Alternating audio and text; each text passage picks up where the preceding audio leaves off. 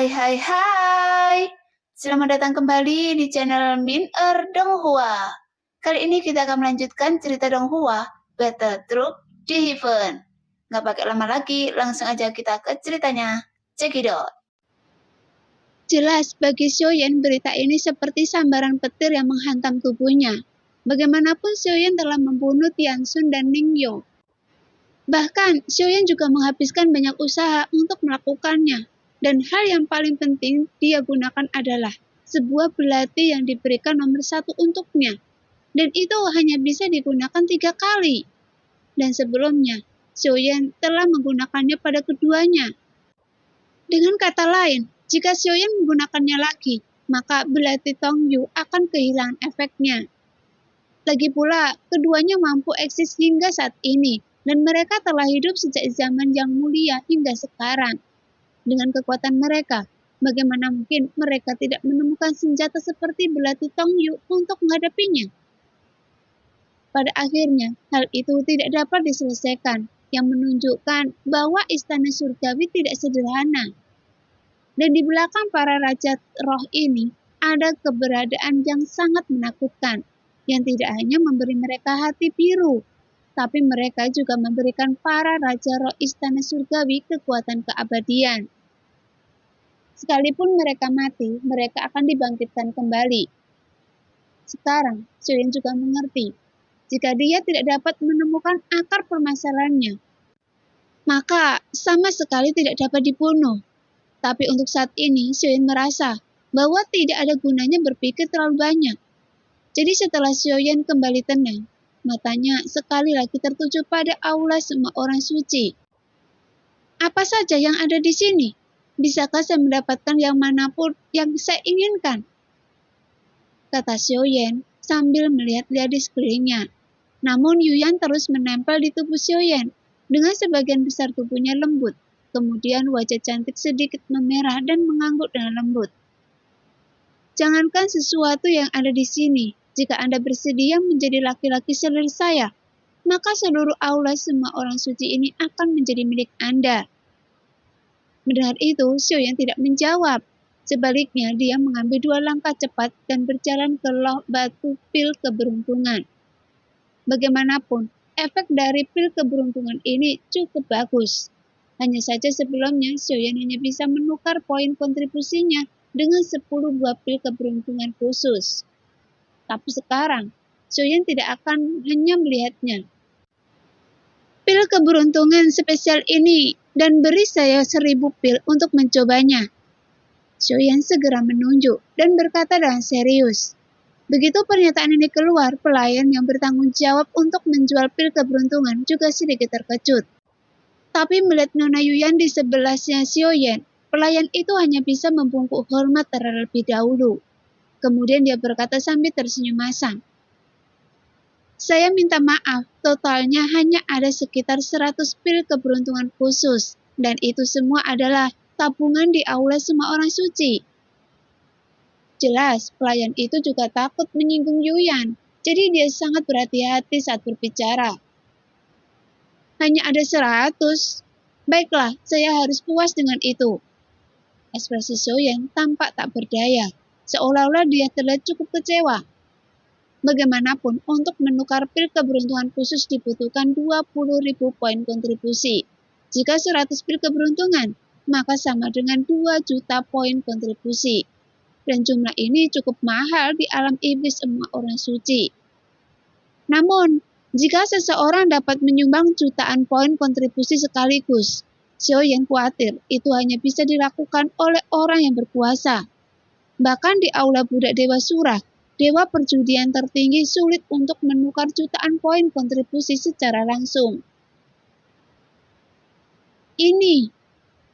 Pelayan itu ragu-ragu sejenak, kemudian dia segera melihat Yuyan. Lagi pula pelayan itu juga tidak mengenal Xiaoyan. Jadi untuk sesaat dia berpikir bahwa Xiaoyan hanya bercanda.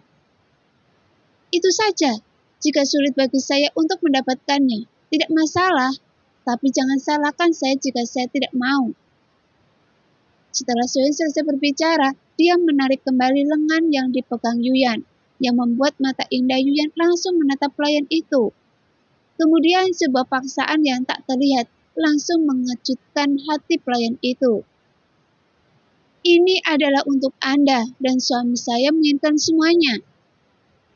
Segera 100 pil keberuntungan khusus dimasukkan ke dalam cincin Xiaoyan. Namun langkah Xiaoyan belum berhenti dan dia segera sampai pada tablet batu seni bela diri dan keterampilan bertarung. Di tablet batu ini ada banyak keterampilan bertarung tingkat kuno di sini.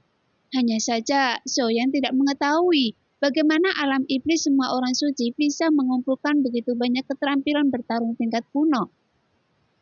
Bagaimanapun, keterampilan semacam itu hanya bisa muncul dalam bentuk warisan dan tidak mungkin belajar tanpa warisan. Apakah ini keterampilan bertarung kuno? Tanya Xiaoyan dengan serius. Iya, namanya memang begitu. Tapi sebenarnya itu bukan yang asli, jadi itu hanya dapat dianggap sebagai sebuah fragmen. Oleh karena itu, kekuatannya hanya bisa mencapai tingkat penciptaan. Mendengar itu, Xiaoyan sedikit mengernyit. Jelas dia telah meragukannya. Sebelumnya, Xiaoyan telah melihat nama-nama ini, termasuk keterampilan bertarung 82 tinju mengejutkan para dewa. Dan itu sebenarnya muncul di tablet batu ini. Jika itu benar-benar semua keterampilan bertarung tingkat kuno, maka alam iblis semua orang suci sudah sangat menakutkan. Tapi apa yang benar-benar berharga di tempat ini adalah keberadaan pada loh batu berwarna-warni. Jelas, niat awal Xiaoyan datang ke sini hanya untuk mengambil jari daji di tablet batu berwarna-warni ini. Yang ada di loh batu berwarna-warni ini semuanya sangat bagus. Xiaoyan mencubit dagunya dan terlihat malu. Suami, harta karun tersegel di tablet batu berwarna-warni ini adalah dasar dari aula semua orang suci. Apakah suami ingin mengambil semuanya? Kata Yuyan sambil memandang Xiaoyan dengan serius, yang membuat Xiaoyan langsung terbatuk 2 kali. Bukan itu masalahnya, hanya saja ada beberapa hal saya sangat tertarik. Mata Xiaoyan mengelak, kemudian dia memilih dengan hati-hati dari loh batu berwarna-warni. Jari keheningan ini tidak buruk. Pedang penyegel naga hantu ini cukup bagus. Kaki 3 emas ungu bersisi 8. Lumayan juga. Di mana-mana ini terlihat sangat kuat. Di tablet batu berwarna-warni, di antara nama di tablet batu, setidaknya setengah dari objek itu semua sudah diucapkan di mulut Xiaoyan. Suami, sebagian besar dari hal-hal ini tidak akan terpengaruh pada Anda. Jadi mari kita serahkan lebih banyak kepada mereka yang ditakdirkan. Kata Yuyan sambil tersenyum. Setelah mendengar apa yang dikatakan Yuyan, Xiaoyan melirik Yuyan dan dia segera menarik lengannya. Itu saja, tidak masalah untuk tidak melakukannya. Setelah selesai berbicara, Xiaoyan berbalik dan pergi. Namun Yuyan buru-buru meraih lengan Xiaoyan dan berkata dengan lembut. Jangan marah, oke? Sekarang, bisakah Anda memilih apapun yang Anda butuhkan?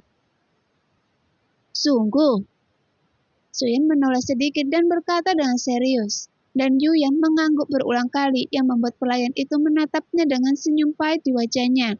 Karena dia juga dapat melihat sesuatu yang salah. Hanya saja dia tidak berani mengatakannya.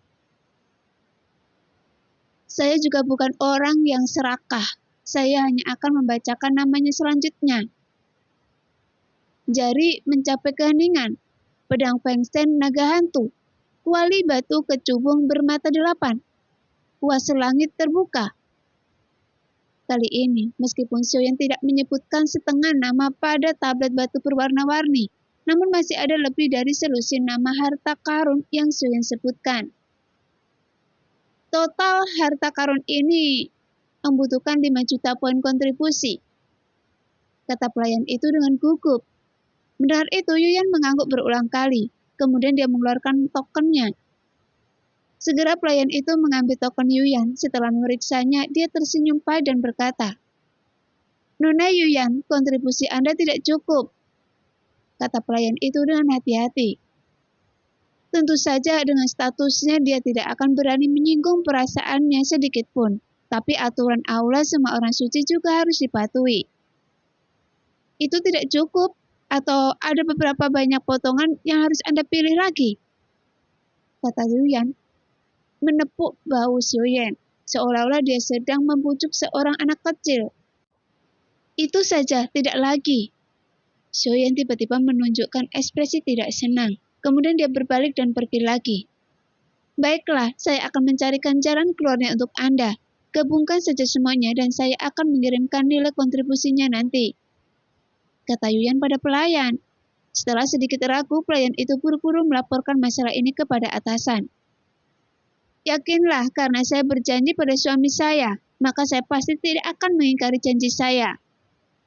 Segera pelayan memberinya sebuah cincin, dan cincin itu berisi apa yang harta karun yang disebutkan Xiaoyan di tablet batu berwarna-warni.